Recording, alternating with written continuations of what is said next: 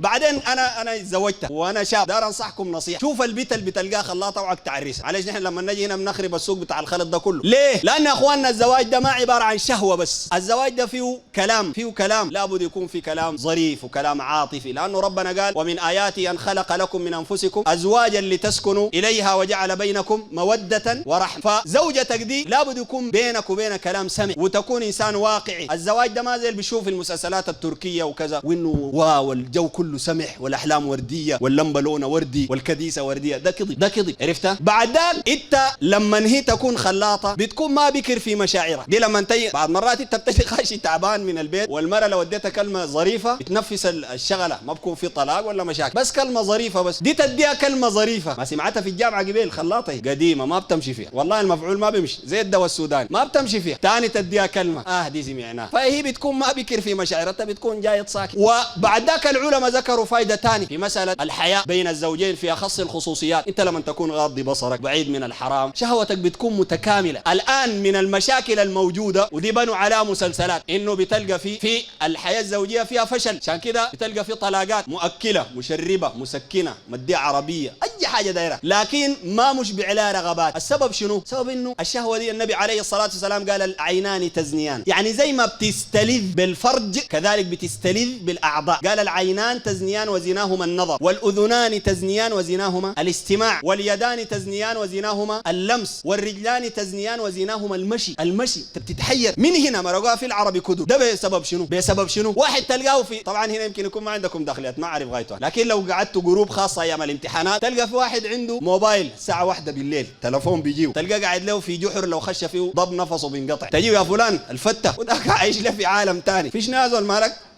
يقول لك كمش بيفيك في المكانات. ليه هو بيتكلم مع انه قبل كان قاعد معاه في الجامعه اليوم كله؟ لانه داري يتلذذ بشنو؟ بالاذان. فالنبي عليه الصلاه والسلام قال والاذنان تزنيان وزناهما الاستماع فيه لذه. يا اخي الاستماع بتاع الغنى، واحد بيتكيف من فنان لحد ما شفت والدوبه عمل شنو في الجماعه في بتاعنا الغربه، وده لك الا من رحم الله فيهم وهم كثير خلاص قاعدين على الهبشه بس. لو قلت لك ديستك ماتك ممكن يرسل لك حق الصيوان كله بدع. المهم بعد شويه يجي واحد يديه كلام كده. فده يا اخواننا عشان كده النبي عليه الصلاه والسلام قال لك ابعد. لو بعدت انت حياتك الزوجيه بتكون حياه زي ما بيقولوا حياه شبابيه، حياه شبابيه. الدين ده يا اخواننا فيه سعاده، فيه سعاده. ما تتخيل انه الدين قال لك غض البصر ساك، ولا قال لك ما تسمع الغنى ساك، ولا قال لك ما تقعد جنب الحريم ساك. شيء ده يا اخواننا فيه لذه وسعاده في الدنيا دي قبل الاخره. اما زول بتلقاه مطرطش وماشي واي حاجه قدامه بقول هذا بتلقاه تعبان وفتران.